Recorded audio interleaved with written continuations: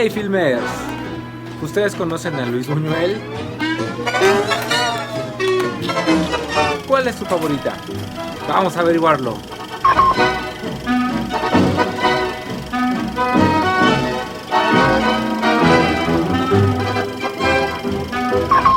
¿Ubicas a Luis Buñuel?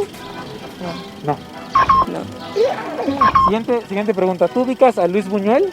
No. ¿Tampoco? No. No. No. No, la verdad es que no me suena. Por favor, te lo ruego, dime que sí. ¿Tú ubicas a... Ya me dijo que no. ¿Tú ubicas a Luis Buñuel? No, ni idea. Bueno, la verdad es que no he visto tantas, no soy como fan aguerrida de Luis Buñuel, pero me gusta mucho la película de Los Olvidados. Pues creo que trata de la cruda realidad de ese tiempo de nuestro país, y creo que también estamos como acostumbrados a ver esa crudeza, ¿no? Dentro del cine de ese tiempo, porque creo que es como la contraparte, ¿no? Del cine de oro, de los personajes arquetipos y todo esto, y de pronto ver la otra realidad que también existe pero que no nos gusta ver, pues yo creo que eso es lo que hace muy valioso el cine de él y de los cineastas que narran de esa forma. No. De acuerdísimo. Eso es todo. Quiero anunciar oficialmente el compromiso matrimonial de mi hija con el señor don Jorge Bueno, que me ha hecho el honor en solicitar su mano. Y de paso les diré que el hecho me congratula en alto grado, porque sin agraviar a los presentes, no podría encontrar un yerno mejor.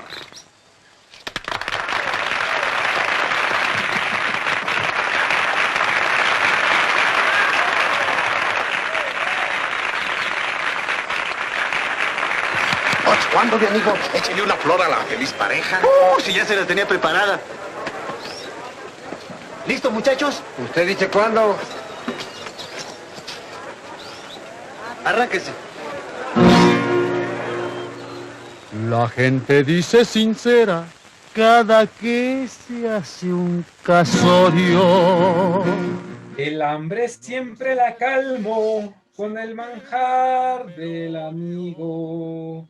Mendigo así Poncho, calma, el que ya, roba. Poncho, ya empezamos la mesa, Poncho. Perdón. Date. Céntrese, hombre, céntrese.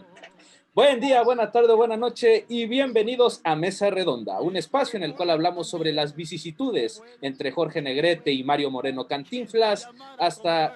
Espera, ¿Pedro Infante usó pantalones acampanados y playeras atigradas? Mi nombre es Felipe Sánchez.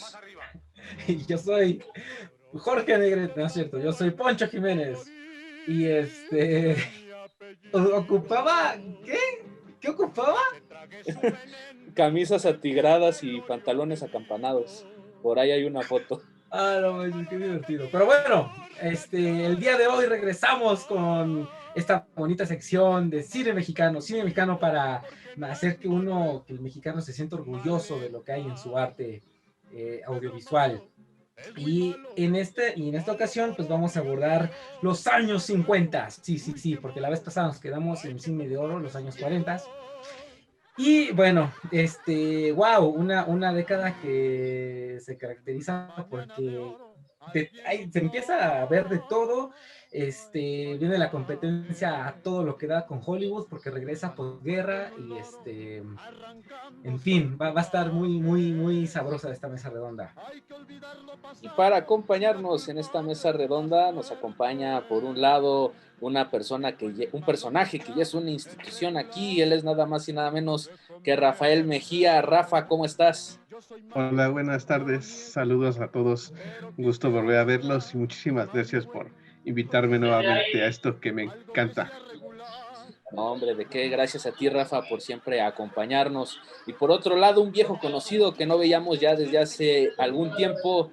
Él es Coast Roth. Coast, ¿cómo estás? ¿Qué tal? Muy bien. Aquí contento de ser invitado de nuevo para platicar de cine mexicano. No se diga más y vamos a arrancarnos. Entonces, esta primera pregunta, que es ¿qué implicó el arribo y posterior carrera de Luis Buñuel en México? Y él, tiene un cine súper interesante porque en contraste al cine que estamos acostumbrados en ese momento, pues él dice, no, a ver, yo quiero ver pues lo que nos enseña, ¿no? Y bueno, de entre películas muchas que pues, tiene un montón, bueno, Los Olvidados te deja una sensación de rayos, ¿a poco esto es México? Que te quedas perturbado del alma. Entonces, bueno, vamos a arrancarnos. Querido Rafa, el micrófono es suyo. Pues, ¿a poco eso es México? Ese es el México de los años 50. Como creo que, como siempre, no sé si me permitan poder como contextualizarnos, ¿no? Porque Luis Buñuel llega a México y encuentra totalmente una industria bastante nutrida. Recordemos que llega a finales de los años 40 por una invitación de Oscar Dasingers a que viniera a trabajar a México. Entonces llega y pues filma películas, algunas muy malas como Gran Casino y su primer éxito, El Gran Calavera. Posteriormente hay algo que a él entra como la intriga, ¿no? Porque va viendo esta metrópoli en crecimiento, esta ciudad que está recibiendo a bastantes migrantes. La situación del país, pues yo creo que no ha cambiado mucho en cuanto al social y políticamente hablando. Los más pobres seguían pagando consecuencias de la llamada Revolución Mexicana. Entonces, los causales de la Revolución Mexicana en cuanto a ayudar al pobre, a la repartición de tierras, ya estaban prácticamente en el olvido, ¿no? Recordemos que estamos empezando los años 50, medio siglo ya del siglo XX, y pues la Revolución Mexicana, a pesar de no estar tan remota, ya se habían olvidado sus verdaderos causales, sus ideales, y lo veíamos en la desigualdad social que imperaba y que sigue predominando a más de 60 años a distancia. Entonces, Luis Buñuel como extranjero, ¿no? Porque siempre dicen que está la ceguera de taller, por hacer una analogía.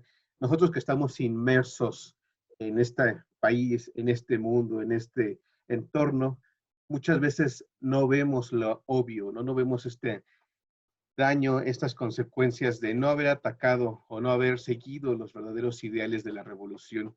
Entonces, él desde una vista externa se da cuenta inmediatamente que pues México no era aquel México que vio en la época de oro, ¿no? En los años 40.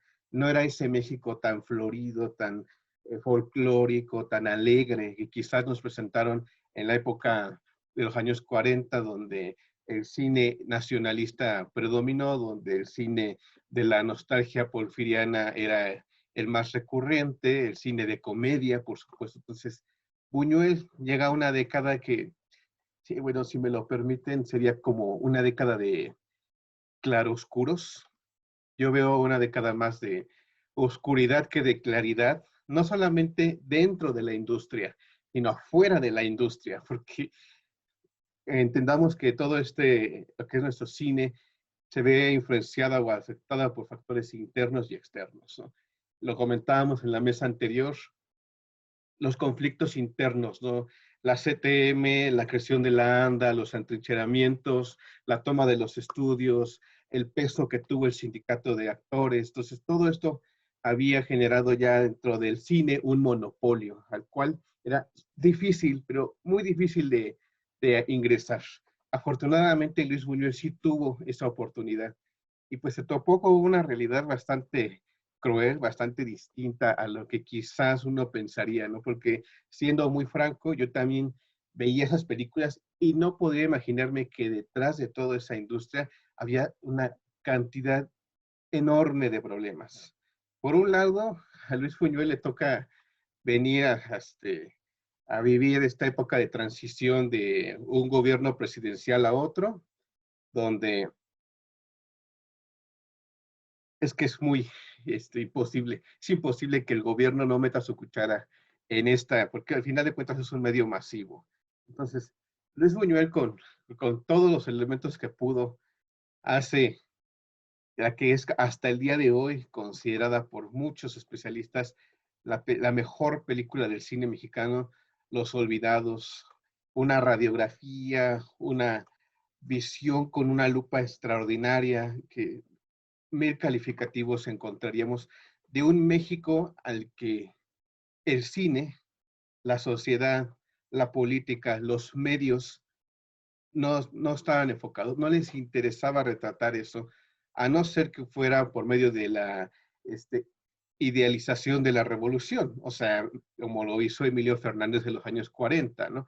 Donde enmarcaba la figura revolucionaria como sí se consiguió, sí se hizo, aparte de que cuando estuvo Emilio Fernández todavía traía idea del cardenismo. Aquí ya en el alemanismo eso ya quedó totalmente olvidado. O así que quedó totalmente olvidado. Todo eso Luis Buñuel lo ve y dice, no, es que necesitamos hacer algo para reflejar el México que yo estoy conociendo, que estoy viendo en esta gran urbe, y que no todo es el campo y los rancheros y todo eso. Entonces, en algún momento lo comentábamos fuera de la mesa, Los Olvidados viene a ser como un terremoto dentro del cine mexicano. No puede haber una película tan semejante a esta. Creo que en ninguna etapa del cine mexicano lo he vuelto a ver, donde la frialdad, porque ese es un ojo crítico, un ojo analítico de retratar un sector, solamente un sector, los niños. Ya no habla ni siquiera de la sociedad en general, habla de los niños, donde vemos que él busca retratar que no sirvió la Revolución Mexicana, porque al final de cuentas sigue llegando a México. En Los Olvidados hay una escena muy particular, donde llega un campesino, me parece que es allí las inmediaciones de la Merced, y abandona a su hijo, que son indígenas. Entonces, este fenómeno migratorio era tan evidente del fracaso que se había tenido en el apoyo en el campo. Entonces, era contarse o contarse, ¿no? Era obvio que lo que retratan Los Olvidados, todos esos mensajes que van desglosando con cada personaje, desde Estela Inda, a Roberto Cobo, a Alfonso Mejía, cada historia, por supuesto, don Miguel Inclán, don Carmelo, el ciego, Alma Adelia Fuentes, cada historia va retratando, nos va creando una empatía, un desdén hacia ellos, que creo que no habíamos visto en nada. Creo que ni las peores películas de terror habíamos visto algo así. Por eso mucha gente la descalificó, la odió, la abucheó, porque decían, es que eso no es México.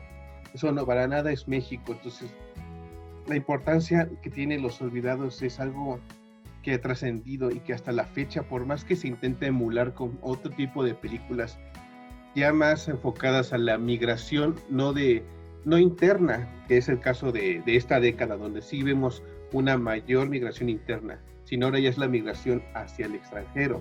Curiosamente aquí en esta década también se llega a mencionar, pero al inicio fue la migración interna, ¿no? Toda la gente del campo venía a la ciudad, y lo vemos en películas muy claras como del Indio Fernández de Siempre Tuya, donde Jorge Negrete y Gloria Marín, campesinos de Zacatecas, llegan a la Ciudad de México. Y lo vemos en películas de Ismael Rodríguez como Maldita Ciudad, donde esta familia de provincia llega a la Ciudad de México. Y ahí es donde vamos al siguiente punto de Los Olvidados, el papel que juega la Ciudad de México.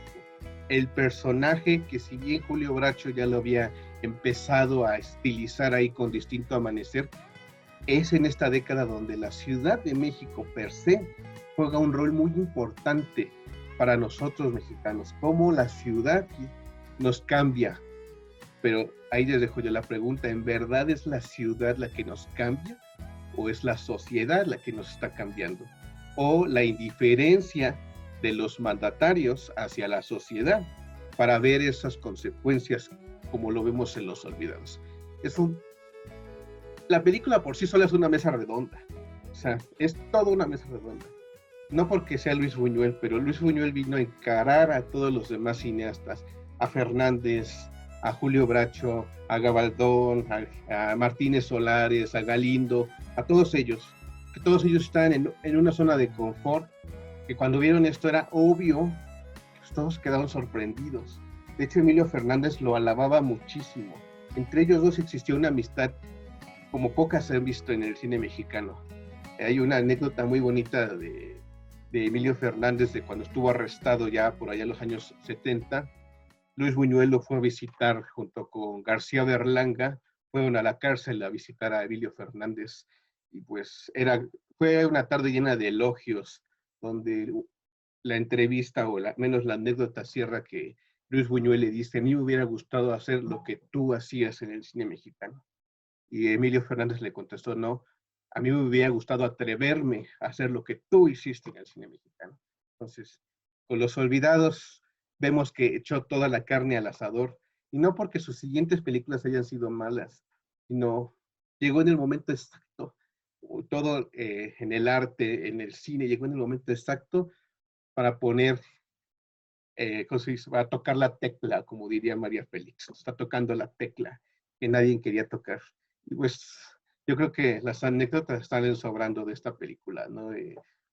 Pedro de Urdimalas, que era uno de los co-guionistas junto con Alcoriza y Buñuel, bueno, era un asesor, ¿no? Para la parte de los diálogos. Él pidió que no apareciera su nombre, ¿no? En la película. La famosa anécdota de la peinadora o la maquillista que igual, ¿no? Que reclamaba a don Luis: oiga, es que eso no hace una madre mexicana, ¿no? Eso no le puede negar el alimento a su hijo. Y decía: pues es que eso es la realidad, eso es lo que hay. Y nos los dice muy bien Ernesto Alonso. Dice: esta ciudad puede ser cualquiera en el mundo.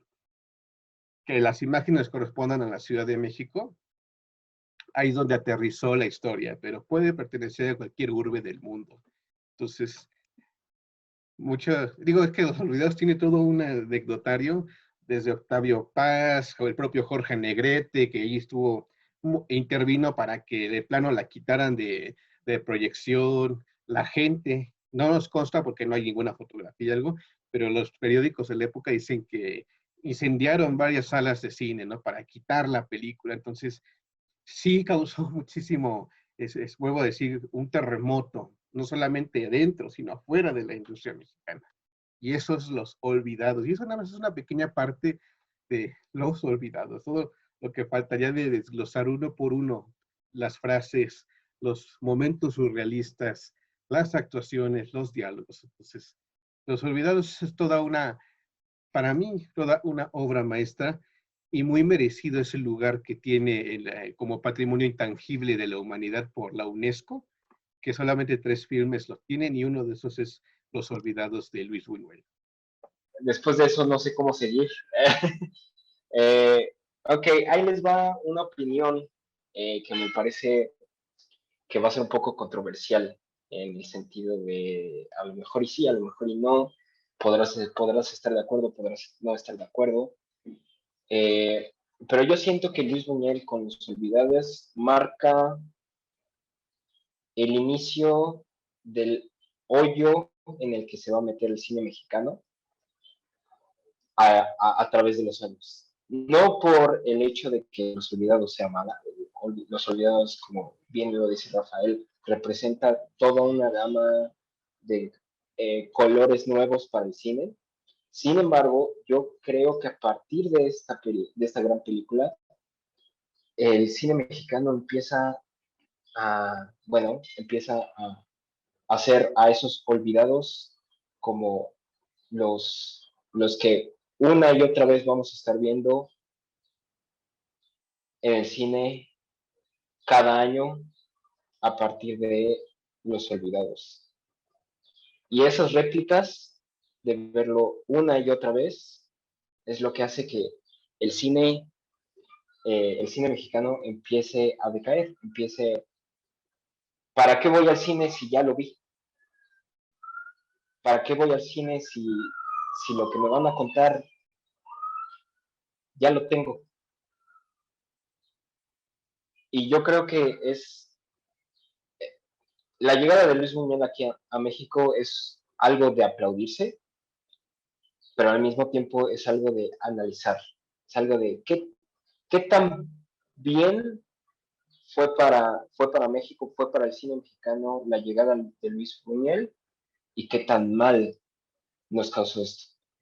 de lo que nos estás comentando, está interesante. Yo creo que es muy bueno porque, bueno, por como lo comentaba Rafa, es que Luis Buñuel viene a ser un contrapeso brutal, ¿no? A pues todo lo que ya estábamos aquí acostumbrados y adornar, etcétera. Entonces, de ese lado creo que está muy bueno porque es como el famoso, hay que hacer diálogo, ¿no? Entonces, sí, por ese lado lo veo bien. Del otro lado, la otra parte que comentas, ahí no estoy muy seguro porque sí me vino como de golpe. Tendría que, pues sí, hacer como bien esa revisión lineal, ¿no? A partir de él, a ver cómo ocurre. Porque bueno, digo, igual ya me corregirán ahorita. Según yo también bueno, muchos consideran de hecho esta época así como el declive, el inicio del fin. Ya llegaremos a esa pregunta. Pero porque también tiene mucho que ver, según yo, y es muy pesado, pues que Hollywood empieza a renacer, ¿no? Porque ya vienen con todo después de la guerra. Entonces, según yo, ajá, sus películas como que de pronto empiezan otra vez acá a mayugarnos a nosotros, ¿no? Bueno, no tanto a nosotros, más bien como a nuestro público, ¿no? Y entonces se empieza a perder un poquito a lo mejor esto que decíamos en alguna mesa redonda, no recuerdo cuál, esta de enamorar a nuestro público. Que bueno, digo, fuera como del contrapeso y lo que hemos hablado sobre la realidad, etcétera, no, bueno, para mí el cine de los 50 también sigue teniendo, ahí vive Macario, por Dios, ¿no? Entonces, El cine mexicano no es malo, solamente el público no se interesa de verlo. Y eso quería explicarlo a partir de Luis Buñuel. A partir de Luis Buñuel se vuelve una réplica constante de lo que hace Luis Buñuel y lo que se hacía en estos años.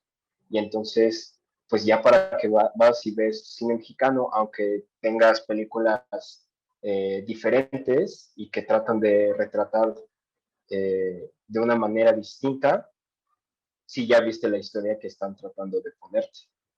Desde mi particular punto de vista, siento que no hay quien le haga sombra a esta película, ¿no? Entonces, intentan emular de un modo u otro. Por ejemplo, en el 53, Benito Alasraqui filma Raíces, que para mí es una joya absoluta de igual cine mexicano de los años 50, donde nuevamente busca regresar al indigenismo que en algún momento predominó en el cine de Emilio Fernández. Sin embargo, ya buscan traer esta óptica, digamos, vanguardista de Luis Buñuel, o sea, ya no retratar tanto de un modo folclórico o idílico, bajarnos al nivel que era el neorrealismo, que podría igualar o tratar de compararse con corrientes como el neorrealismo italiano, donde vámonos a bajar de estos ídolos que lo que comentábamos en la mesa anterior, el Star System que se creó,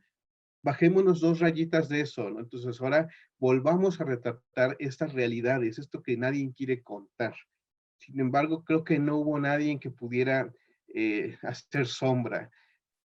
Alguna vez lo comentábamos, Luis Buñuel, parte para que sea esta película fue como una especie de reclamo a los pobres, porque él afirmaba, es que yo no veo que los pobres estén cantando en su miseria, eso se le hacía muy ridículo, se le hacía irreal, a pesar de que venía de alguien como Luis Buñuel, ¿no? Líder del surrealismo dentro del cine, pero ahí se le hacía muy ridículo, o sea, al final de cuentas Luis Buñuel busca desmitificar ese amorcito corazón y esa chorreada y ese torito. O sea, no, es que esos son ídolos, esos son personajes que podemos santificar. Y aquí nos muestra otra cosa que dice, no, espérate, estos son los verdaderos seres humanos, es que así somos en México, así son los mexicanos. Yo siento que más que tratar de darle réplica, era como de, vengo perdón por la expresión, pero vengo a partirle su madre a todos ustedes, porque ninguno de ustedes está haciendo lo que debería de hacer. O sea, viniendo de alguien que ya había visto parte del cine europeo, estuve en Hollywood un par de meses, o sea, y ya tenía una perspectiva distinta, había conocido otras filmografías, y quizás eso fue uno de los errores que tuvimos nosotros, de que nos cerramos tanto en nuestra filmografía, tanto en nuestro, lo mencionábamos en los años 40, en nuestra zona de confort, ¿no? Dijimos, de aquí somos y de aquí para el real, o sea, porque encontraron el esquema, ¿no?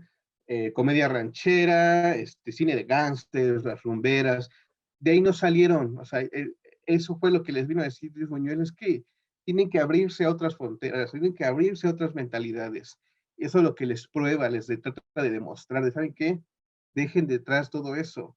Y coincido con Rodrigo en lo primero que comentó, es quizás ¿cómo se llama?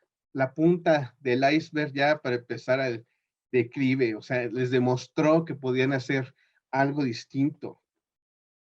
A mí me hubiera gustado que esta película hubiese servido como estándar para que el resto de directores se fueran hacia esa misma línea de narrativa. Desafortunadamente, lo vemos, no todos lo hicieron, algunos quisieron como, bueno, vamos a hacerlo así, pero seguían cayendo en los mismos moldes de romantizar, de idilificar, de hacer más suaves, digerible la tan dura realidad que vivía nuestro país. Te digo aquí porque era la Ciudad de México que era el personaje principal, pero el resto del país también estaba viviendo una situación muy, muy, muy fuerte, ¿no? Entonces, sí fue algo que es bastante rompemoldes. Pues no me canso de usar esta frase de fue un terremoto, porque cimbró la industria. Órale, sí, cierto. Ahorita con lo que está último que está diciendo Rafa, yo me acuerdo esta película que, híjole, como cuando la vi se me cayeron los calzones y todo. La de Los Colgados. Y ¿sí es así el título? Perdón. La rebelión de los colgados. La rebelión de los colgados. Pero ahorita como tú lo estás mencionando, empecé a reflexionarlo un poquito y dije, en la torre, sí es cierto, o sea, la verdad es que la película sí está muy brutal, pero sí también siento como el Pedro Armendáriz, ¿no? O sea, ay, no sé, wow, qué increíble. Era normal, o sea, porque en todo el cine, en todas las cinematografías vimos ese tipo de cosas, o sea, si tú quieres voltear a Francia, pues ahí estaba Jean Gabin, ¿no? O sea, el gran Jean Gabin imponiéndose ahí, ya sea como militar, como político, o sea, sí, en todas las cinematografías lo hubo. Sin embargo, en todas sí se prestaron a que hubiera una subcorriente, un submovimiento donde buscaba contar algo paralelo. En México no ocurría. La única otra alternativa que teníamos dentro del cine mexicano era lo que hacía el Sindicato de Trabajadores para la Industria Cinematográfica, que eran los que hacían los documentales, los mediometrajes, o sea, era como lo otro, pero era muy poca, no había divulgación de ese otro cine mexicano. Lo único que imperaba era el del Star System. Entonces, por eso dentro de ese canon no podía salirte de ese esquema, o sea, era muy difícil que te pudiera salir porque, digo, si así nos vamos a meter en todo el esqueleto, pues era, tú como argumentista, pues tienes que pasar por el director, por el productor, después del productor por la casa productora, después de la casa productora por la distribuidora, que todo el mundo sabemos que el mentado Jenkins era el dueño y monopolista de toda la distribución en cine en México. Entonces, pasar por tantos filtros para que tu película pudiera llegar al público era todo un caos, todo un lema. Lo vemos, por ejemplo, hay un chiste muy bien contado ahora que lo ve en la película de René Cardona, también de Dolor se canta. Hay una escena donde está Pedro Infante con todos los del crew de la película y le dicen, ¿de qué trata la película? Y el director, no, pues no sé, pero para eso está el guionista. Y el guionista, no, es que yo no sé, ¿qué para eso está el argumentista? Y el argumentista está sentado en el guión, y el guión dice, es que yo no, el argumentista, es que yo no escribí eso, es que usted lo modificó y el productor lo modificó. Entonces, ahí estaba como que dentro de la comedia, una triste realidad que en el cine mexicano tienes que pasar por muchísimas personas para que tu película pudiera ser aceptada para proyectarse. Y todavía, después del estreno de Los Olvidados, con el cambio de administración a Adolfo Ruiz Cortines, el gobierno vio vio la consecuencia de Los Olvidados y dijeron, voy a citar algo que leí en los libros de Emilio García Riera. El gobierno en una ¿cómo se llama? En una sesión de la ANDA les dice que ellos como gobierno van a seguir promocionando el cine mexicano que enaltezca los valores de ser mexicano, que enaltezca nuestra historia, nuestras costumbres, nuestras buenas costumbres, el ser mexicano. Y desde ahí ves totalmente la línea que el gobierno iba a trazar en contra del cine mexicano. No querían otro Los Olvidados. O sea, el gobierno quería que siguiéramos produciendo películas como las que tiene de la década anterior, que funcionaron en la década anterior, que fuéramos, yo soy mexicano, y quería que siguiéramos enalteciendo esos valores, la familia, la moral, todo eso. Pues el gobierno también metió una fuerte presión dentro de la industria cinematográfica. ¿Por qué? Porque no querían volver a proyectar Los Olvidados en el extranjero. O sea, a referirme a Los Olvidados, a una historia similar a Los Olvidados. Entonces también había una presión muy fuerte.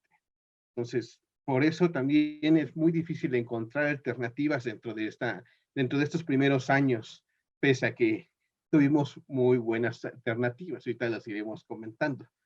Digo, analizando el contexto histórico-social y analizando qué es México, y bueno, viéndome un poco en la actualidad, esperando equivocarme, claramente, siento que en el tiempo en el que sucede Luis Buñuel y Los Olvidados, tampoco se leía, y una de las cosas que me sorprende es que Luis Buñuel no cuenta una historia nueva como tal.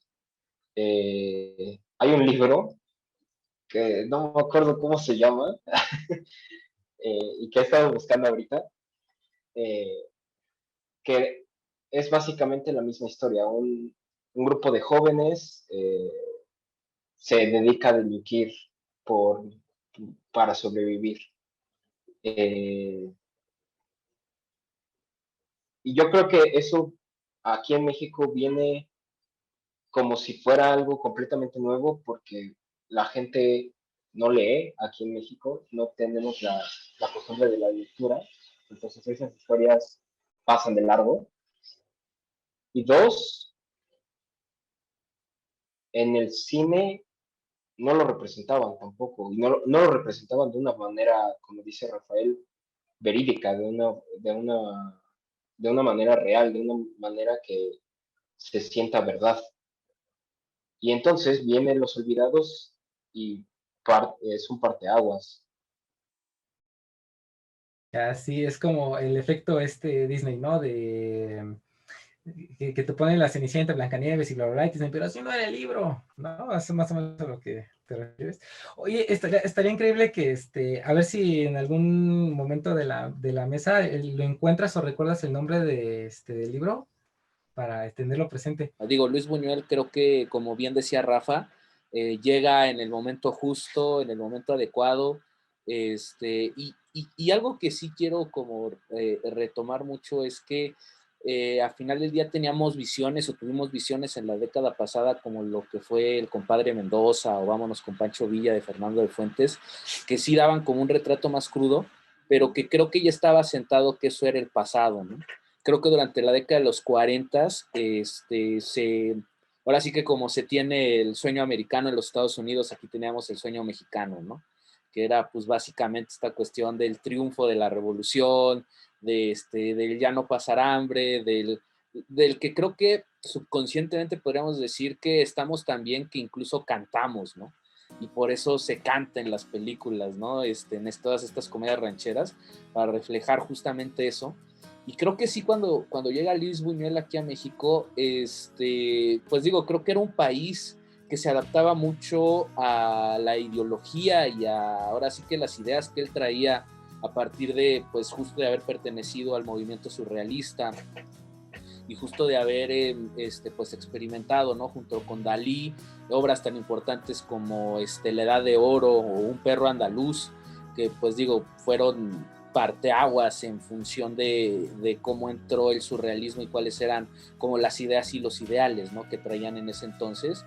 y creo que de cierta manera él logra finalmente aquí concretar como su visión entre lo extraño, exagerado y bizarro con la realidad, ¿no? Porque así es México. O sea, no es una cuestión de que creo que justo lo que buscaba Buñuel era algún lugar, algún espacio que en donde realmente pudieran convivir como esas ideas surreales. Y vamos, o sea, creo que México era el semillero perfecto.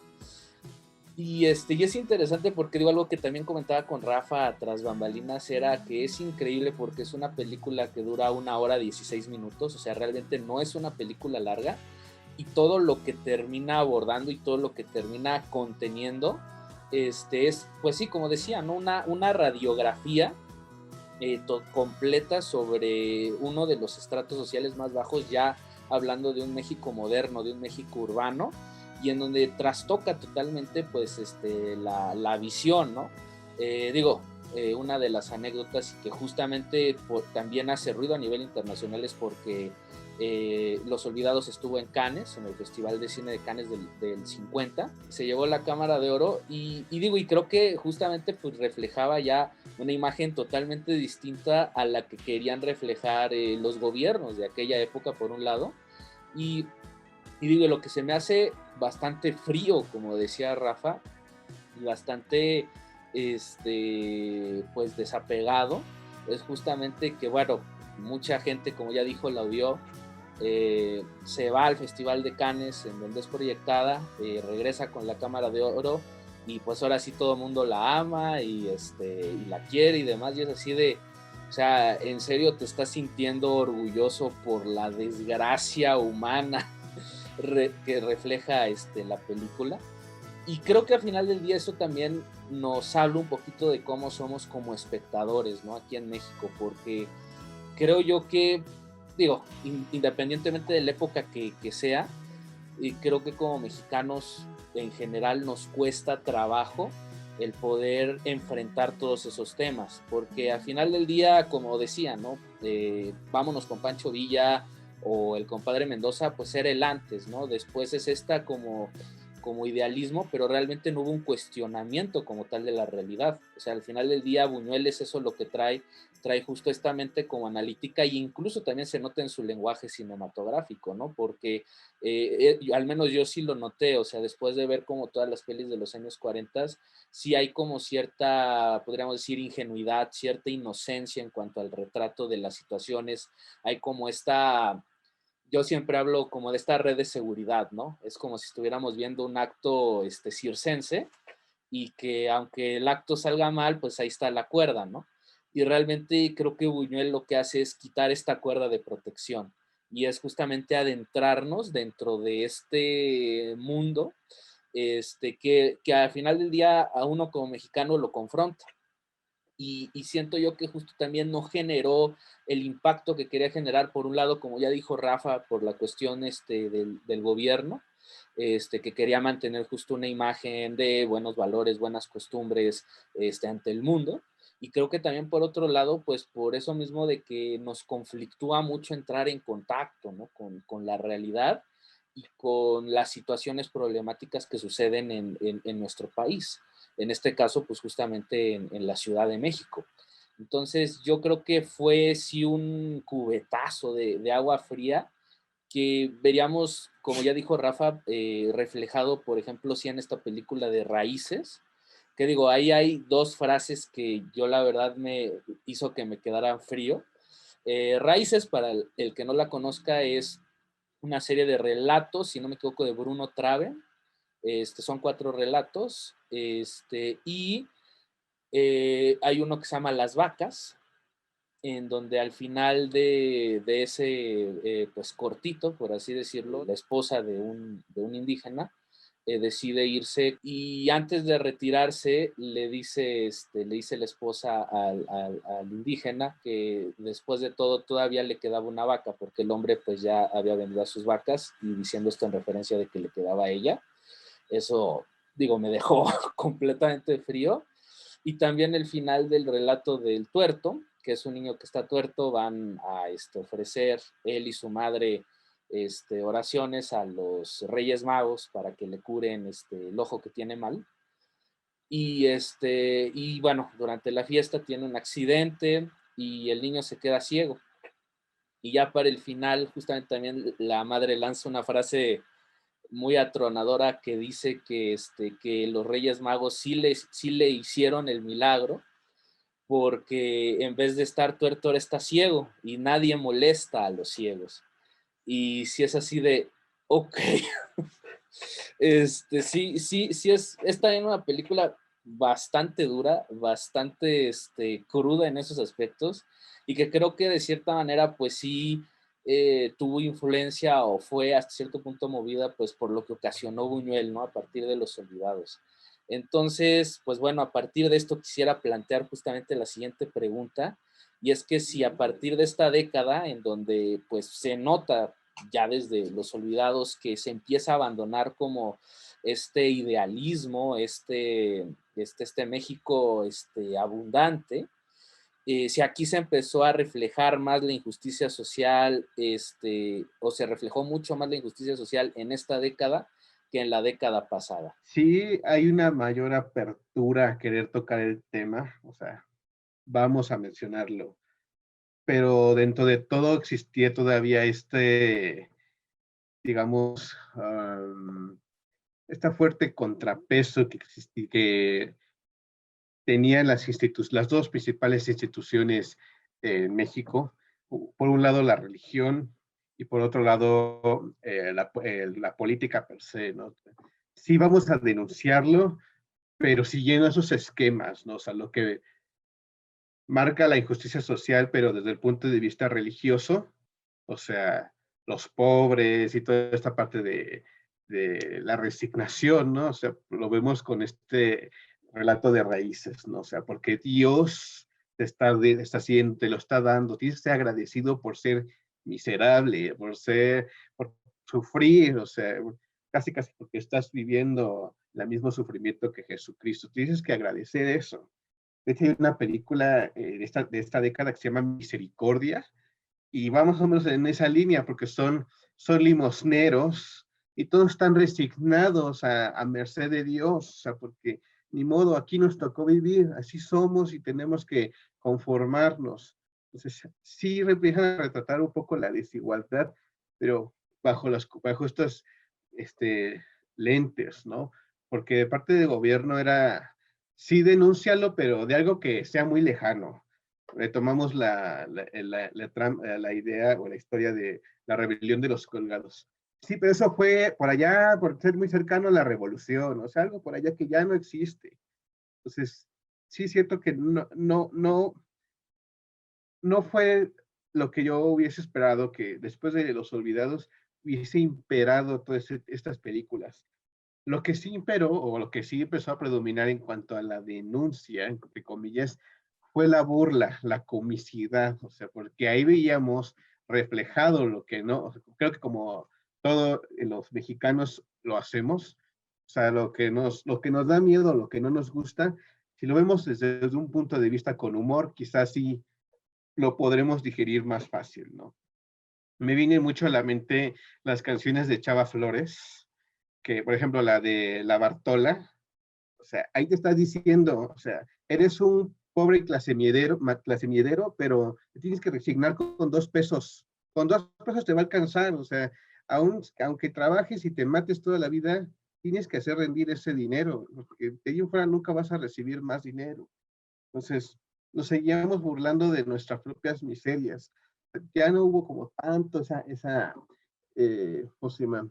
Pues sí, ese predominio, ¿no? A denunciar per se algo. Quizás podríamos caer en algo, por ejemplo, la trata de blancas, ¿no? Hay unas que otras películas, ¿no? Por ejemplo, Aventurera, que para mí es la obra cumbre del cine de rumberas, nos lo retrata muy bien, ¿no? Esta mujer, nuevamente de provincia, que llega a México, es secuestrada y la llevan a este cabaret, ¿no?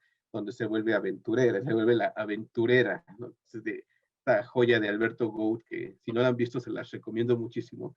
Ninón Sevilla afirmaba en una entrevista que ella era la única y verdadera aventurera, que no había otra.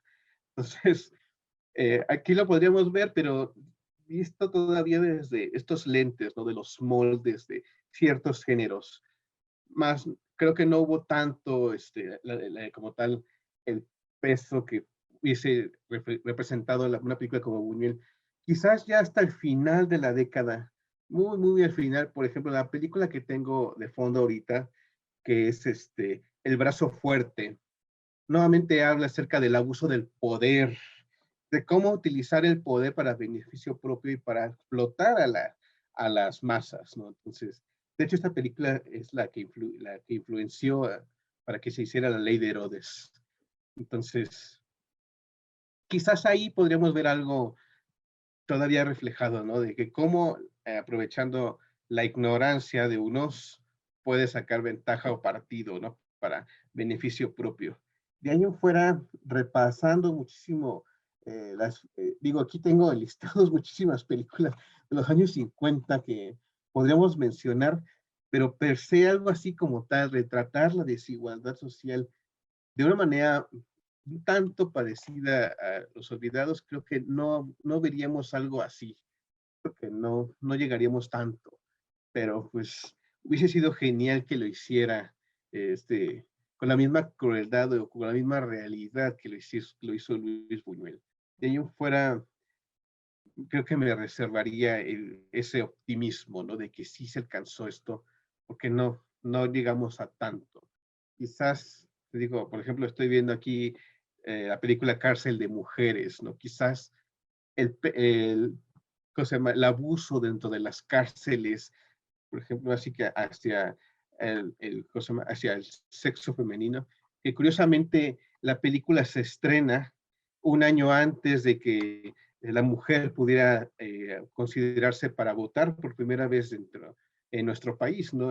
Se reforma la ley electoral y en el 52 por primera vez las mujeres pueden votar en México, ¿no? Entonces quizás ahí pues empieza a haber ciertos argumentos, ¿no? Para decir que la mujer tiene una figura principal, pero de denuncia creo que no hubo tanto. Me muestro muy desilusionado ahorita que lo reflexiono y escéptico de que se haya seguido ese camino. Ya encontré el nombre del libro. Se llama Dead End de Sidney Kingsley. Es una obra de teatro. Y sí, básicamente es... obviamente, pues Luis Buñuel lo lleva a un extremo y lo plantea aquí en la Ciudad de México y lo logra maravillosamente. Un poco, yo creo que sí, de cierta manera, a partir de Los Olvidados se trata de reflejar un poco más la desigualdad social, la injusticia social. Sin embargo, no se logra de la misma manera, y Rafa lo comenta, lo que hace Buñuel es brutal en su película, y aquí lo tratan de romantizar y lo tratan de vender de una manera en la que, sí, si eres clase mediera baja o cualquiera que puedas resultar como, no me gusta la palabra, pero puedas resultar como descrito como alguien pobre, lo romantizan así como, no te preocupes, todo va a salir bien, y pues la realidad es otra, la realidad es que tienes que luchar día con día y tienes que cuidarte las espaldas todos los días. Me acuerdo una anécdota hace un tiempo de un amigo que me dijo, yo llegué a mi casa sin zapatos. Y le dije, ¿cómo que llegaste a tu casa sin zapatos? Sí, literal.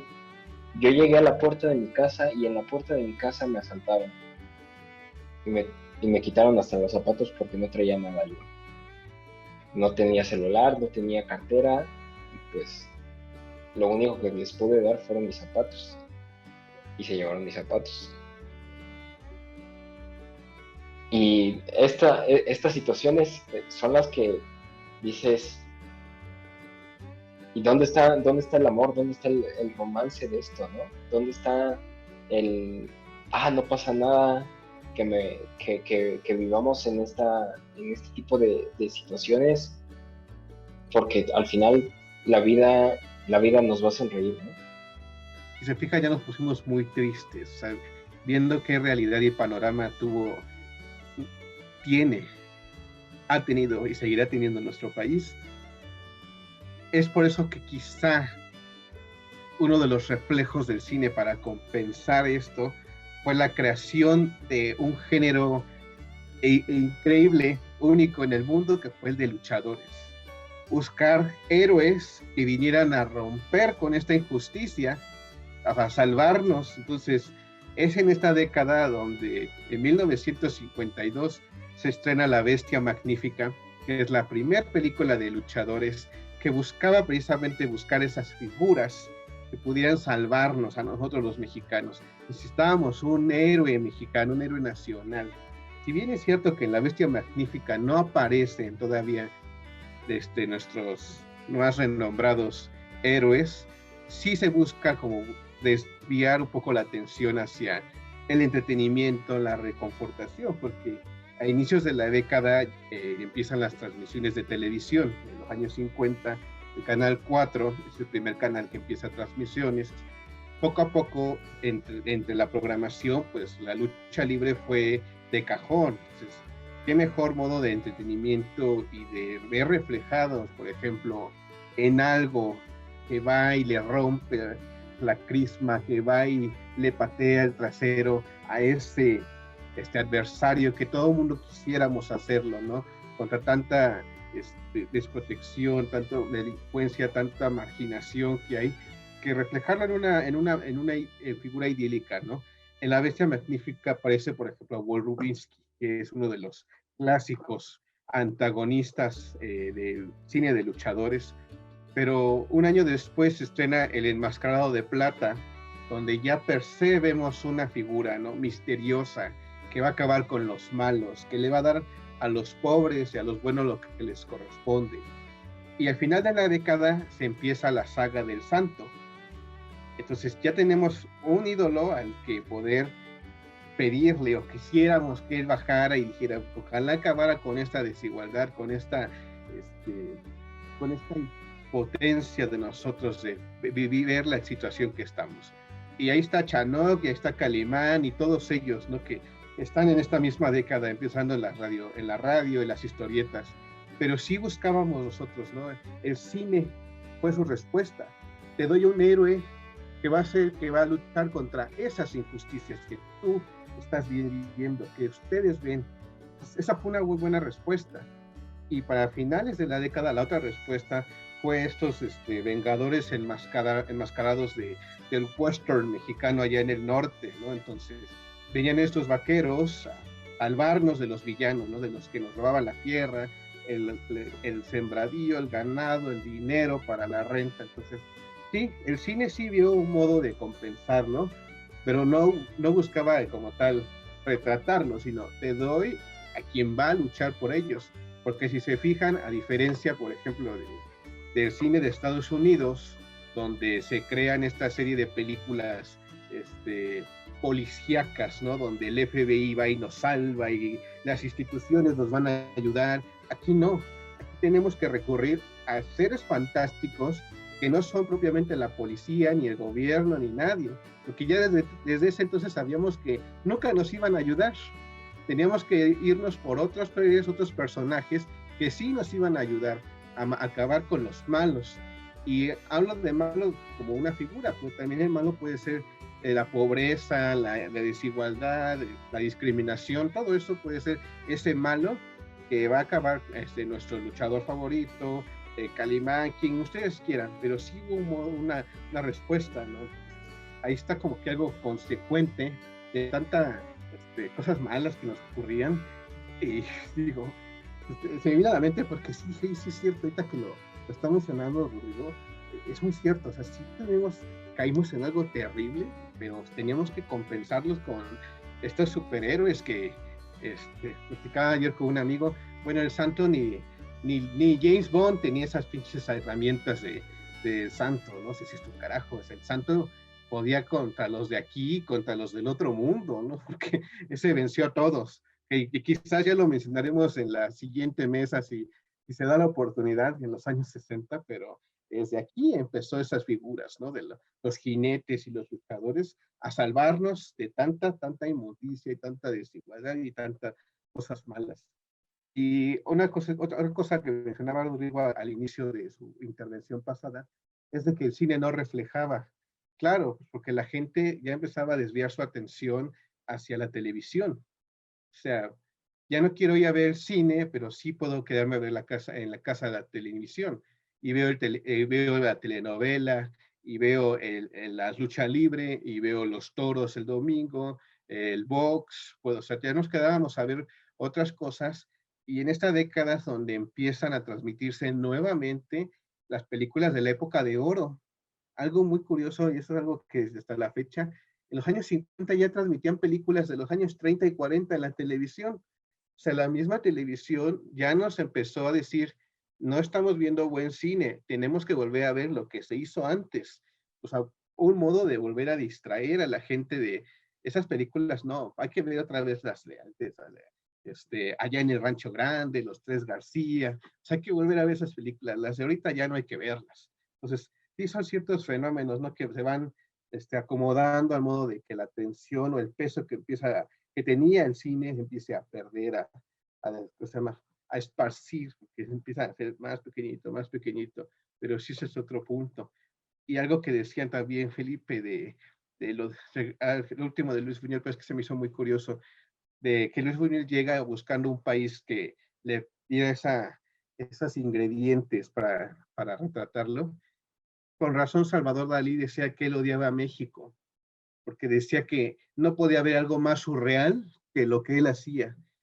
Que él veía a México y decía que era algo más surreal que había existido o que había visto en su vida.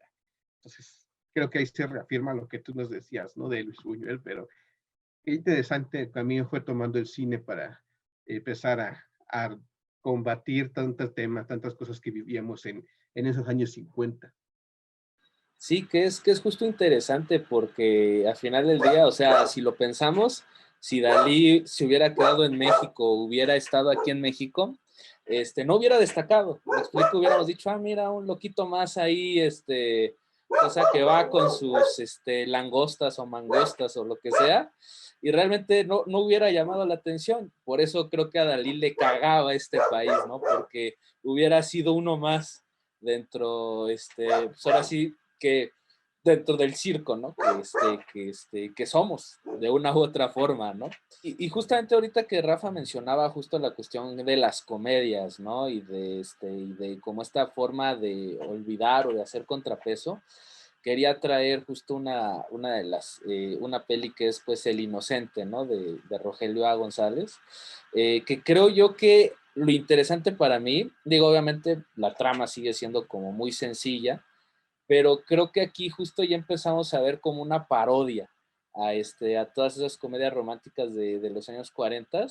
Digo, las reacciones son muy exageradas, la situación en sí, no es que sea inverosímil, pero sí es esta cuestión de, ¿qué digo? Que creo que también pudo haber sido muy real en esa época de para salvaguardar el honor de mi hija, voy a casarla con este güey que no sé ni siquiera de dónde viene. Tiene situaciones como ¿cómo se llama? La del balcón, que Pedro Infante sube a esta Silvia Pinal a través del mismo balcón, la va empujando, y más adelante justo hace un comentario de que cuando estaban mal él la subió de forma galante, etcétera. Entonces creo que se empieza a manifestar ya cierta burla, ¿no? Hacia ese tipo de situaciones que ya eran muy estereotípicas en su momento, que creo que de cierta manera ayudaron desde la parte cómica a replantear las situaciones, ¿no? Porque sí, efectivamente sí nos salimos del mismo esquema, pero sí siento que sí hubo un cambio en cuanto a cómo abordarlo, ¿no? Y en cuanto a cómo, presentarlo, ¿no? Digo, una de las cosas que, por ejemplo, a mí de esa película me sacó mucho de onda es esta relación edípica que tiene el exnovio de Silvia Pinal con su madre, ¿qué digo? O sea, es muy graciosa, pero al mismo tiempo sí empiezas a notar que hay algo como turbio, ¿no? Ahí. Entonces creo que de cierta manera se empieza a diseminar poco a poco. Sí, efectivamente no alcanza los niveles que alcanzó Los Olvidados al inicio de la década, pero sí siento que ya hay un replanteamiento, quizás no de manera totalmente explícita, pero sí de manera implícita, ¿no? A partir de ciertas situaciones, a partir de ciertas cuestiones, en donde pues se le hace más sencillo, siento yo, a los cineastas el poder afrontarlas, ¿no? Creo que de cierta manera era muy complicado el afrontar como la realidad presentada, ¿no? Y la realidad que se extendía, y creo que fue una de las formas en cómo lo pudieron, pues, subsanar. El Santo va a tener su propia mesa redonda, oye, ¿cómo es que no lo habíamos pensado antes? Ese señor merece su propia mesa redonda. Eh, Igual que la de Los Olvidados, ¿eh? Como ya decía Rafael, la misma. Es que no manches, sí tiene un montón de cosas para hablar de ella. En fin, bueno, respecto a la pregunta, yo pues sí traía mi idea, pero bueno, escuchando la opinión de todos, pues uno replantea las cosas, ¿no? Como bien decía Rafael, para esto sirven porque uno se nutre, está escuchando, etcétera. Entonces, de cierta forma no veo mal que no se hubieran apegado tanto a lo que llegó a proponer Luis Buñuel. Eh, pues porque de esa manera sigue existiendo el discurso, ¿no? Si se hubieran cambiado completamente el chip, a lo mejor, pues bueno, ahí estaríamos teniendo otro tipo de discusión, a lo mejor estilo, ¿por qué no habrán seguido con el otro estilo, no? Que pues también como cotorro, etcétera, como para darle ese contraste, ¿no? Desde ese punto de vista creo que sí es rico que se haya medio mantenido, porque sí veo cierta influencia en, pues en las siguientes películas, siguientes décadas también. Eh, pero bueno, sí, evidentemente no tan real, tan brutal, tan, agárrate de tu asiento porque te vas a caer, pues, como con Los Olvidados, ¿no? Enorme cosa. Eso, y por el otro lado también, ya lo habíamos creo discutido por ahí en alguna mesa redonda, el hecho de que, digo, al fin de cuentas nosotros a lo mejor no somos 100% conscientes de, pero sí en cierto grado, ¿no? Porque pues lo vivimos cuando salimos, porque lo vemos en periódicos, porque lo vemos en redes sociales, en lo que sea de la sí real, dura y triste realidad. Y a veces muchos ocupamos pues justamente la cinema para ir a olvidarnos de eso, ¿no? Y a lo mejor también mucho de eso tiene que ver el que no se hicieran películas muy así, porque pues imagínate que a lo mejor la depresión en la que íbamos a caer, ¿no? ¿Quién sabe? Y bueno, de hecho, se me hace muy curioso, claro, yo también estoy de acuerdo con lo que dice Rafa, surge toda esta onda de, no, a ver, es cierto que existe, pero te va a salvar, ¿no? Etcétera, etcétera. Tienes razón, qué bueno que no desapareció, porque al final de cuentas siempre el cine mexicano o en general toda la cultura es un reflejo de nosotros. O sea, vuelvo a las canciones de Chava Flores porque Chava Flores predominó mucho en los años 50. De todo hacíamos burla, de todo, de un crimen, de una muerte, de que alguien se casó. O sea, la canción esa de Cerró sus ojitos Cleto, nos estábamos riendo en un velorio. Así somos, o sea, por eso en un bautizo, el bautizo de Cheto, o sea, digo, Chava Flores por eso fue como el cronista de la ciudad, porque nos retrataba. El cine mexicano lo hizo, o sea, Tintán y Cantinflas, todos ellos siguen retratando esa parte chusca de nosotros. Quieramos o no, es algo que nos identifica y nos caracteriza como sociedad. O sea, nos seguimos burlando de todos. Yo recuerdo que una vez mi cuñado nos platicaba que después del terremoto del 85, a las tantas horas ya había chistes del terremoto. O sea, así nos caracterizamos y por eso en esa parte, quizás por eso Luis Buñuel, perdón, Ismael Rodríguez, retrataba a nosotros los pobres como lo hizo. Porque a pesar de todo, nos reímos y nos burlamos y salimos adelante de todas las tragedias que nos puedan poner adelante. Suena cliché, porque lo vemos casi cada rato, pero al final de cuentas sí somos así.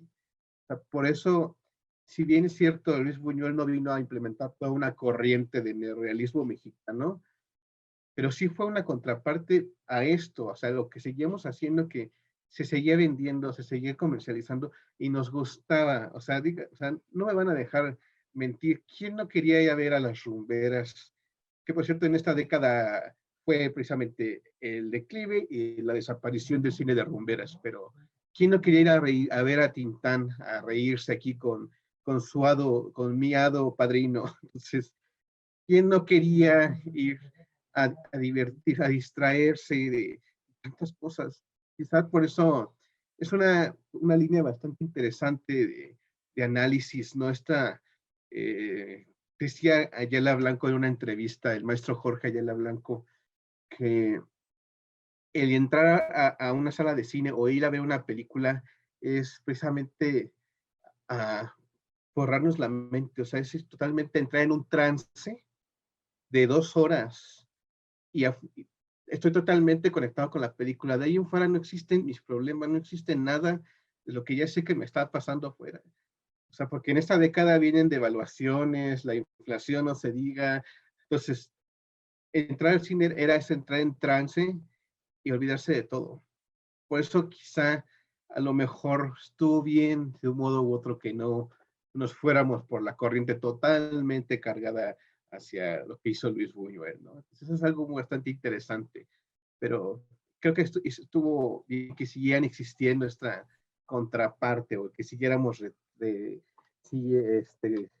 marcando o haciendo estas películas que sí, con la misma fórmula, o sea, al final de cuentas lo dice Felipe, ¿no? Con El Inocente, eran reconfortantes.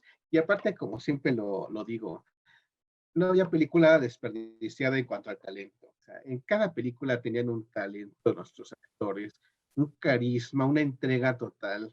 O sea, podías ver a Sara García bailando ahí rock and roll twist, dándole golpes a todos sus hijos, nietos, al propio Fernando Soler. O sea, todos ellos eran un talento que irradiaban la pantalla y a uno como espectador hasta el día de hoy nos invitan a verlos. Aunque la película en general sea mala, pero verlos a ellos ya con eso es un imán que tienen nuestras películas. Quizás por eso se siguieron haciendo y siguen hasta la fecha siendo pues, muy vistas, muy elogiadas y comentadas una y otra vez. Bueno, y nada más como para terminar esta parte de una forma jocosa, a lo mejor sí hubiera estado bueno que a lo mejor hubieran generado una especie de ¿cómo es? Antítesis, tesis, antítesis y síntesis, ¿no? Como una síntesis y pues jugarla, como dice Pedro Infante, yo soy malo, no lo niego, pero quisiera mezclar malo y bueno, o si sale, algo que sea regular, ¿no? Bueno, pues vamos a dar paso a la última pregunta, que de cierta forma ya se estuvo abordando también, que tiene que ver con que si esta década será el inicio del fin del cine de oro mexicano. Pues podemos pensar que literalmente sí, porque pues se le considera el fin cuando, pues bueno, fallece el querido Pedro Infante. Así que pues ya con eso se respondió. Ah, no es cierto. Sí, bueno, como ya todos sabemos, se siente así esta década, porque bueno, también está todo el Tutti Frutti y se va a super ramificar para todos lados las siguientes décadas. Entonces, bueno, vamos a escuchar sus queridas opiniones. Rodrigo lo puso muy, muy bien, ¿no? Los Olvidados fue el inicio, al menos como una vertiente. La llegada de la televisión fue totalmente otra de los factores muy, muy marcados que empezaron a hacer contrapeso. Y creo que actualmente lo vemos como paralelismo, la llegada de los dispositivos móviles, las plataformas, son alternativas nuevamente a seguir acudiendo a ver una película, a una sala per se. El cine mexicano se las ingenió como no tienen la idea. En 1955 se empiezan a producir más películas a color. Dijeron, bueno, vamos a llenar el cine a color para que venga más la gente, porque la tele no puede poner cine a color. Entonces, esa fue una estrategia muy interesante. Otra estrategia fue, hagamos lo que la televisión no puede hacer, mostremos desnudos.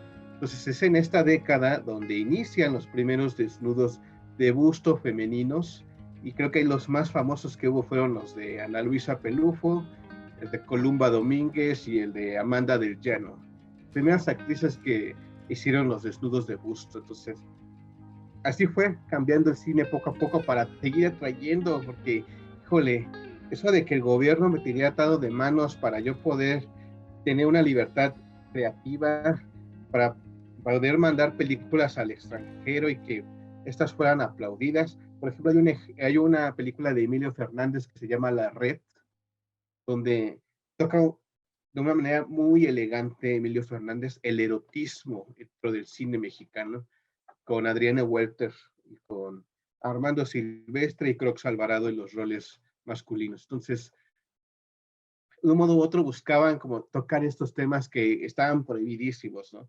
En esta década resurge con mayor poder la Liga de la Decencia, entonces más censura, ¿no? O sea, si no era el gobierno, era la Liga de la Decencia, era la religión. Entonces tenemos que movernos, ir alternando historias, narrativas, lo que íbamos a proyectar, ¿no? Entonces, en el 53 se estrena en Estados Unidos El Manto Sagrado, y con ella llega el formato CinemaScope, ¿no? Esa mega pantallísima en las salas. Entonces, el cine mexicano decía, híjole, ¿y ahora cómo competimos contra eso? O sea, la gente quería ver películas en CinemaScope, ¿no? Así todo el color, los actores en una pantalla enorme.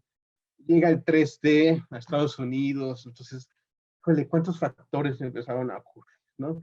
Decía yo al inicio de la mesa, en una década de más oscuridad, o sea, en el 53 muere Jorge Negrete, empezamos a perder las figuras idílicas que eran taquillazos seguros, ¿no?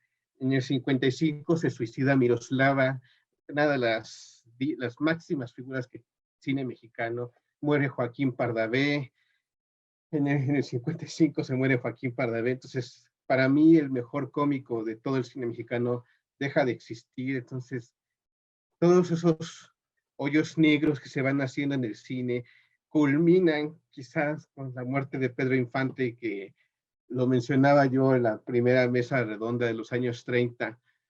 Con la muerte de Pedro Infante, romántica o simbólicamente, murió el cine mexicano de todos esos años, ¿no? Desde el 31 con Santa hasta el 57, todo el cine murió ahí. O sea, dice tú, se cayó la industria, o sea, algo pasó en la sociedad y la industria interna externamente que nunca volvió a ser la misma. O sea, todas estas pérdidas, todos estos factores que había, o sea, lo digo, o sea, no solamente aquí, o sea, la distribución, las películas que traían del extranjero. Siento que todos esos fueron factores para que el cine mexicano poco a poco fuera en la picada que nosotros ya conocemos. Y ni tan así, porque siempre al final del túnel estará la luz. Yo rescato de toda esta década, o sea, de tantas cosas malas que se dieron, digo, porque al final de cuentas, en 1950 se hacen 123 películas mexicanas. Ese es el primer récord de cine mexicano. Por primera vez se alcanza 123 películas mexicanas, y para 1958 se alcanza el récord de 135 películas mexicanas producidas en un solo año. Entonces, en verdad estábamos enfrentando una crisis en el cine mexicano. Entonces, todos los factores jugaron un interesante juego de ajedrez para poner un enroque o un jaque ahí para llevar a la industria a un socavón del que no se saldría. Y o sea, el gobierno igual volvió a meter su cuchara con la idea de apoyarlo. No se vio reflejado. ¿Por qué? Desapareció la Academia de Artes, la Academia Mexicana. Desaparecen los Arieles. O sea, la misma industria resentía todo lo que he mencionado. Y desafortunadamente desaparece cuando para mí se estrenan al final de los años 50 grandes películas como El esqueleto de la señora Morales del 58, Nazarín de Luis Buñuel, nuevamente una película premiada internacionalmente. Se estrena Macario de 1959, ¿no? Que es también considerada una de las 10 mejores películas del cine mexicano. Se estrena La Cucaracha, por ejemplo, de Ismael Rodríguez. Esta película es curiosa, muy curiosa porque para mí es un encuentro de titanes. Es una evocación a esos años 40 de traer a nuestros ídolos, Pedro Armendáriz, Dolores del Río, María Félix y Emilio Fernández. Los volvemos a poner en una misma película, a colores, por cierto, con una producción épica de las dimensiones quizás de Enamorada o de Vámonos con Pancho Villa. O sea, todavía teníamos esas herramientas, una muy sólida industria que sí podía dar destellos, ¿no? O sea, por ahí ciertas llamaradas que tenían como que volver a incentivar, a llenarles de vida. Por ejemplo, se estrena la película Torero, de Carlos Velo, que fue nominada al Oscar también. Es una película que muy pocos recuerdan, que también fue nominada al Oscar. Entonces, hay tantas películas que quisiera mencionar, pero el tiempo se nos iría en películas. Lo que quiero dejar es, sí hubo una serie de factores internos y externos que nos llevaron a un declive, quizás en la calidad argumental, quizás en las presencias en la gran pantalla por tantas defunciones. Quizás económicamente ya no era tan rentable hacer una película mexicana por las devaluaciones de aquellos años, porque si una película te costaba 300,000 pesos a principios de la década, al final de la década te costaba 1,000,000 de pesos por la devaluación, ¿no? Entonces decías tú, hay que reciclar materiales, demasiados materiales, ¿no? Entonces empezaron a surgir los churros, los refritos, ¿no? Porque también se empieza a dar estas películas que trataban de hacer lo mismo que hicieron en los años 30, ¿no? La misma historia con otros actores. Entonces, no sé qué tan cierto es eso de que entramos en una etapa ya de declive. Los churros sí están ahí, pero siguen existiendo estas películas que valen mucho la pena. Por ejemplo, la que tenía, por ejemplo, El Vampiro, una película clásica de 1957, ¿no? Entonces, de Fernando Méndez, Ladrón de Cadáveres, igual de Fernando Méndez. Entonces, sí hubo muchísimos ejemplos de que todavía el cine podía sorprendernos. Desafortunadamente, el cansarnos de ver lo mismo, la misma fórmula, fue lo que a lo mejor orilló a la gente a alejarse. Mencionaba al inicio de la mesa Pocho que en la época del rock and roll, entonces también empezó a surgir una nueva generación pues que ya no se divertía con los típicos chistes de rancho, ¿no? Entonces querían ver cosas más movidas acá. De hecho, se estrena en los años 58 la primera película del rock mexicano, La Juventud Desenfrenada. Entonces ya empezó a ver ciertos detalles. Claro, cómo no, si en Estados Unidos se estrena El Rebelde con Marlon Brando y Rebelde sin Causa con James Dean, obviamente aquí va a haber una muy fuerte influencia en México, ¿no? Esa contracultura, ¿no? Para poder cambiar los pensamientos. Se estrena Rock en la Cárcel con Elvis Presley. Entonces, toda esta influencia externa también decía, las nuevas masas ya no queremos ver lo mismo. Aparte, el cine mexicano era moralizante, era de, ustedes jóvenes están mal, ustedes no están haciendo lo que deben de hacer esto. Entonces, ¿quién quería ver una película que me fuera a poner lecciones moralinas? Pues todos, obviamente, toda la gente se iba a alejar. Todas esas cosas, es una tómbola, que si las metes ahí, dices tú, quizás ahí está la respuesta y quizás no. O sea, es como que lo dejo a criterio de cada uno de nosotros y de quienes nos vean, de si en efecto sí creímos ya en la muerte de la época de oro, o vimos otras oportunidades, ¿no? De acercarnos a otras visiones, perspectivas. En fin, yo que más quisiera que nunca hubiera llegado ese declive total, pero luego mencioné mucho en los años 30, que para mí será el cine de experimentación. Nos estábamos acercando a los años 60, donde veríamos una nueva ola de cine de experimentación. Llegaríamos a nuevas corrientes que quizás sirvió que esto se quedara atrás para dar pie a lo que nos deparaba esta siguiente década bastante interesante. Algo que estaba pensando y algo que conocemos todos los que nos dedicamos como al cine, es que el cine ha tenido muertes. El cine ya ha muerto varias veces.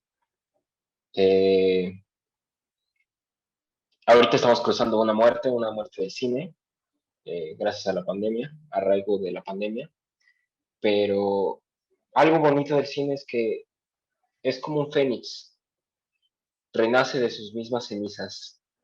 Y bajo esa premisa, yo creo que todo cineasta, y teniendo en cuenta de cómo se comportó el cine mexicano en los años venideros, les dejo una frase que tenemos que tener en cuenta: es lo difícil, lo hago de inmediato, lo imposible, me tardo un poquito más. La decadencia que vimos pues se debió a varios factores.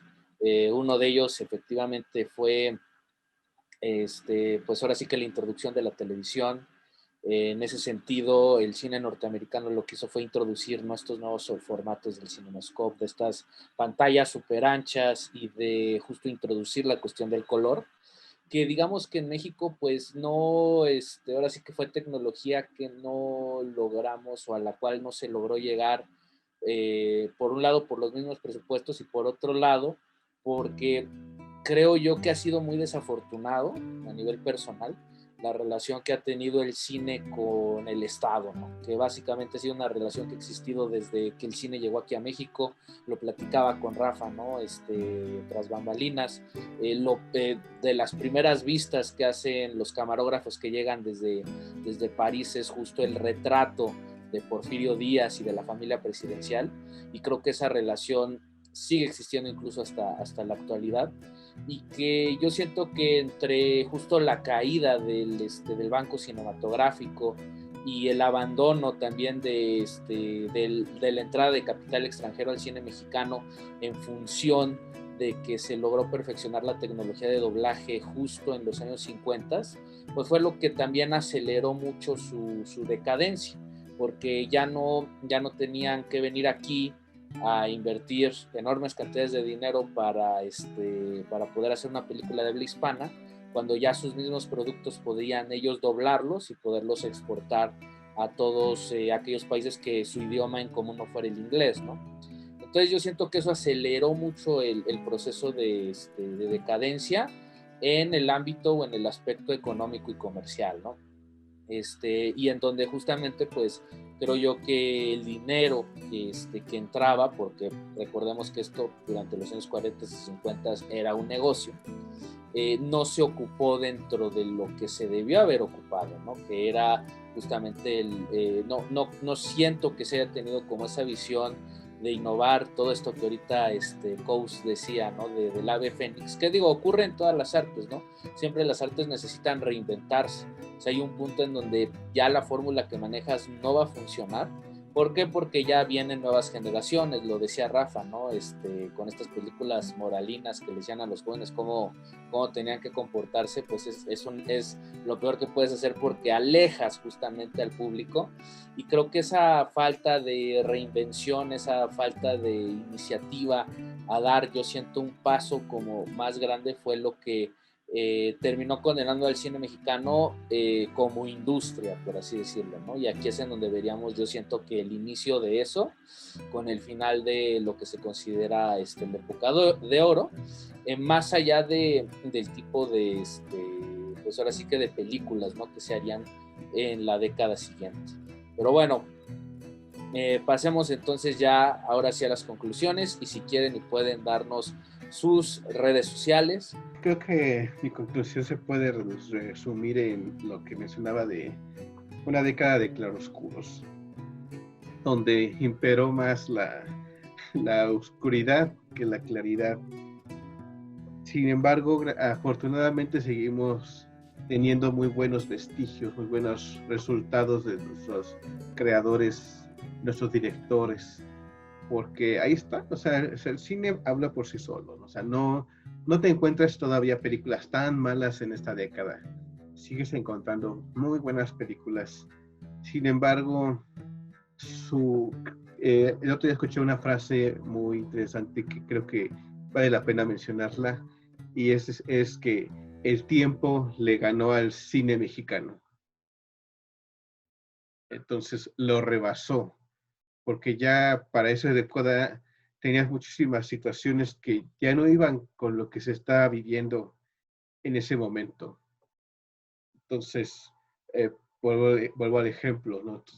Tienes una contracultura estadounidense donde ya la fórmula que sigues empleando en México ya no daba resultados. Sí o sí tuvieron que meter cine de rock and roll, sí o sí tuvieron que meter, ¿cómo se llama? Películas del santo, porque ya no daban, o sea, ya no daban para dónde desviarse. Tenían que incorporar estos elementos, aunque con ciertas restricciones o con ciertos toques de la mexicana, pero tenían que hacerlo. ¿Por qué? Porque mencionas muy bien la idea, Felipe, es un negocio. Y si se desaparecieron todas tus figuras que traían el negocio, entonces tú tenías que buscarlo en otros mercados. Y ese otro mercado sí o sí tenía que ser la juventud, o sea, la nueva generación que ya venía empujando a aquellos abuelitos que querían ver películas de la añoranza porfiriana, a los papás que querían ver películas de Jorge y de Pedro, entonces ya no estaban. ¿Cómo? Pues tenías que dirigirte a la nueva generación. Entonces, una década muy curiosa, muy interesante de visualizar por tantas tangentes que tomó y que volvemos a lo que mencionaba de este esqueleto, ¿no? La multipluralidad de ramas que tomó nuestra industria cinematográfica para poder seguir existiendo. De un modo u otro siguió existiendo y a la fecha lo podemos corroborar. Quizás la calidad argumental actoral no se volvió a llegar hasta entrado en los años 70, que para muchos es la tercera época de oro del cine mexicano, pero pues los años 50 yo lo veo que es una década de claroscuros y que desafortunadamente cierra también con un terremoto. Se cayó el ángel, entonces para acabarla de amolar ya venía, ya estaba por ahí el vaticinio, ¿no? De que todo esto iba para mal, pero no hay que ser tan pesimistas. Hay muy buenas películas y esperemos que las descubran. Yo tengo un conocido que, así como de estas películas perdidas, ¿no? Hasta la que yo les mencionaba de El Brazo Fuerte, Raíces, películas que no son tan conocidas y las pueden encontrar, ¿verdad? Van a descubrir muy, muy buenas películas.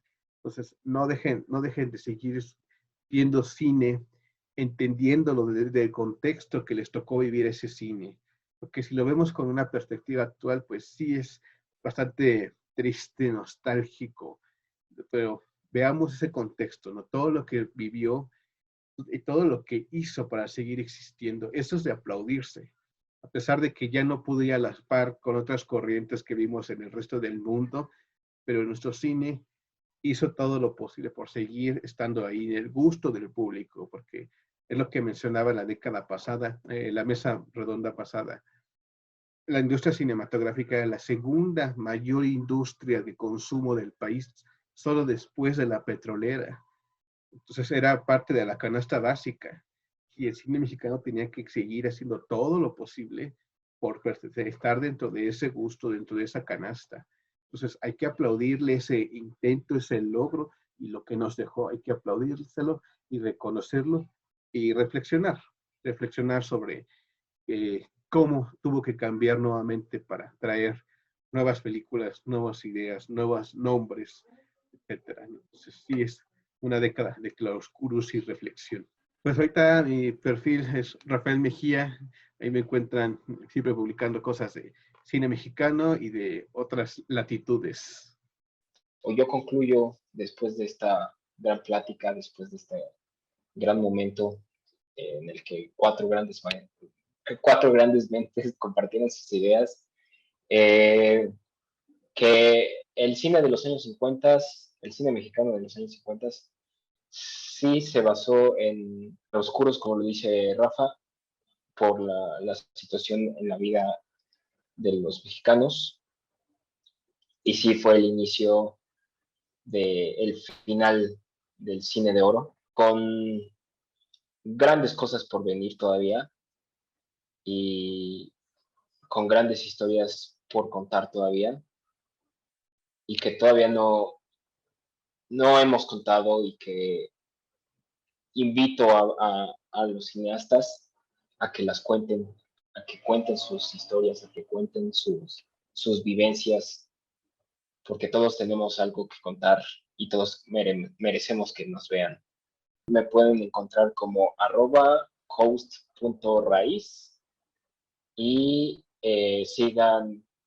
suscríbanse al canal de Inicios La Raíz, igual aquí en YouTube. Ahí tuvimos una plática junto con Film Films de cómo surgió su pasión por el cine y cómo se hicieron grandes artistas. Bueno, pues hemos hablado mucho sobre que la decadencia, se habló mucho sobre también muerte en el cine, en las artes, etcétera. Entonces, nomás como para tratar de darle otro color, me gustaría verlo como como transformación, ¿no? Aludiendo a la materia, no se crea ni se destruye, solo se transforma. Pues igual el cine, y empezó a transformarse, y pues bueno, es que, no sé, lo veo desde el cine mudo, en donde puedo, pues, atreverme a decir que siento que los cineastas de aquella época estaban ávidos de un montón de curiosidad por saber cómo se hacía esta cosa que llamamos cinematógrafo. Después, sabiendo cómo hacerlo, estando en una zona de confort.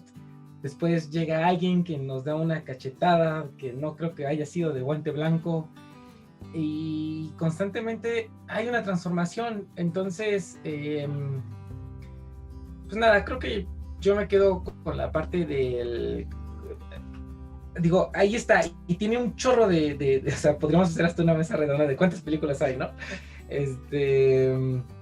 Entonces, sí, está lleno de un montón de muy buenas películas, así que pues vayan y gócenlas, y si ustedes se dedican al arte, al cine, pues aprendan de ellas para no emular, sino generar antítesis o síntesis y crear cosas nuevas, ¿no? Porque ya sabemos que todas las historias están contadas, etcétera. Pero bueno, ya, ok, a nosotros nos encuentran aquí en su padre YouTube como Film Films. Hay que buscarlo junto, porque separado no sale, no nos ayuda ahí el algoritmo. Si le ponen por separado les van a salir puras películas, entonces no, así no. Felipe. Y no se olviden, por favor, de compartir, suscribirse, comentar. Déjenos aquí todos sus comentarios. ¿Cuáles son sus películas favoritas de esta década? ¿También creen que aquí acabó el cine nacional, o acabaría antes o acabaría después? Déjenoslo todo aquí. Por favor, suscríbanse, activen la campanita y nos estaremos viendo en una próxima mesa redonda. Cuídense y nos vemos. Pues se acabó cantar. Adiós. Bye.